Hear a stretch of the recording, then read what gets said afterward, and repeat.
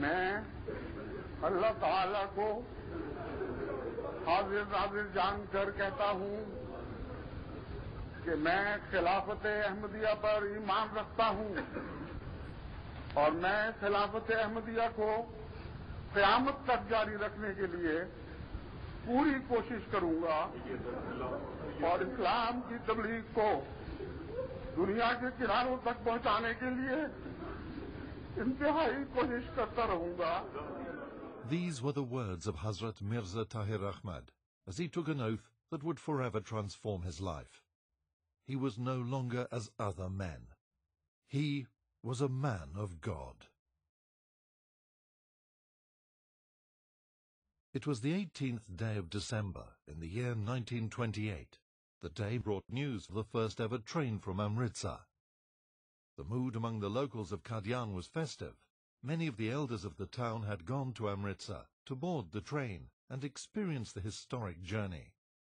The commencement of the train service would usher a new era for the movement, as more people could now visit Qadian. This town was once home to Hazrat Mirza Ghulam Ahmad, peace be upon him, who claimed to be the promised Messiah. His son and the second successor of his movement, Hazrat Mirza Bashiruddin Mahmud Ahmad, was now leading his cause. The day also brought further good news for Hazrat Mirza Bashiruddin Mahmud Ahmad and his wife, Hazrat Maryam Siddiqa. It was the birth of their son, Tahir. His mother took every precaution to ensure his good health and upbringing. He grew up as a happy child, ready to play and take any challenge thrown at him. Being the son of the Khalifa, and also the only son of Hazrat Maryam Siddiqa, he occupied a privileged position, but he was never overprotected or spoiled. His mother wanted him to be a doctor or physician, but he was never interested in pursuing such a career. अब्बा मुझे याद है ये कहा करते थे कि मेरी वालदा की बड़ी ख्वाहिश थी कि डॉक्टर बने मेरा बेटा और गुरबा का मुफ्त इलाज करे. As a humble child, I started my life in the ordinary schools of Qadian. I was never a very brilliant student, but always I was interested in human affairs, in social works and so on and so forth. So I managed to scrape through in my school education. At the young age of 16, he had to bear a poignant loss. His mother died in 1944 when he was appearing in his matriculation examination. During that period, his mother died. Despite his grief at this difficult time in his life, he continued with his studies.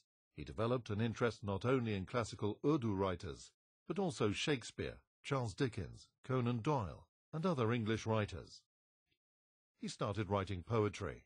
He also developed a deep interest in the study of the Holy Quran and started to memorize it, but soon realized that he was more interested in the meaning of the words.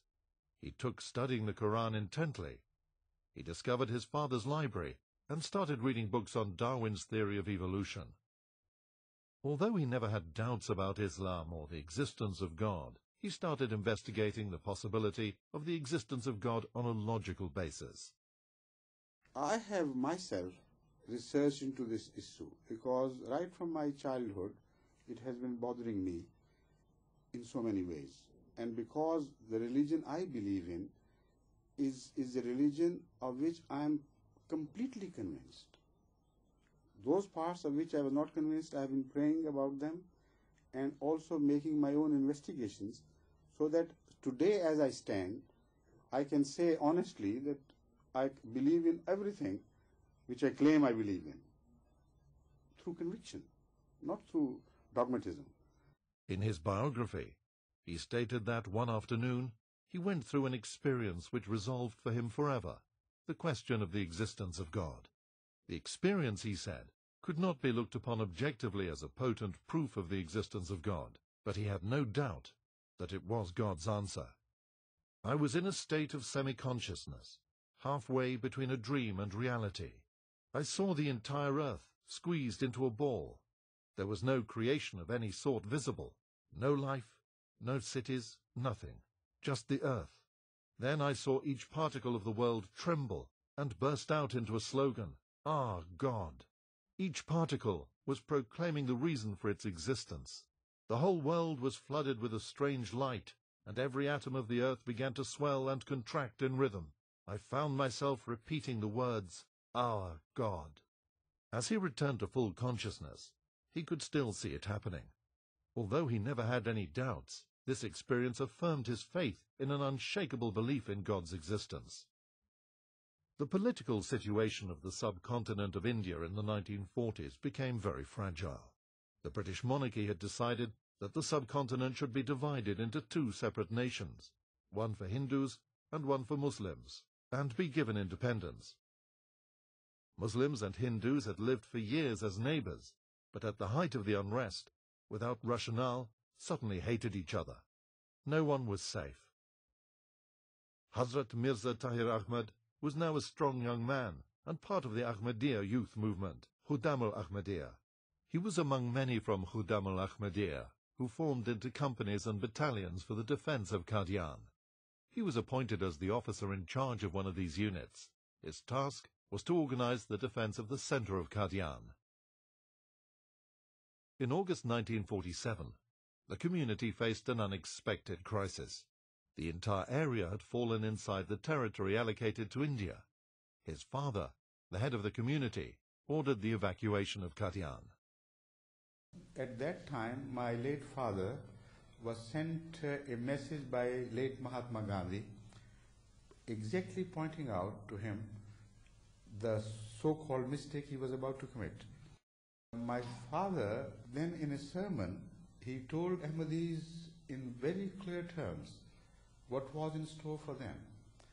He said, "We are opting for Pakistan, yet I assure you that in Pakistan you will be dealt with so cruelly and you will be deprived of all your rights ultimately, that if I tell you now you will shudder and the weak among you may have heart failures.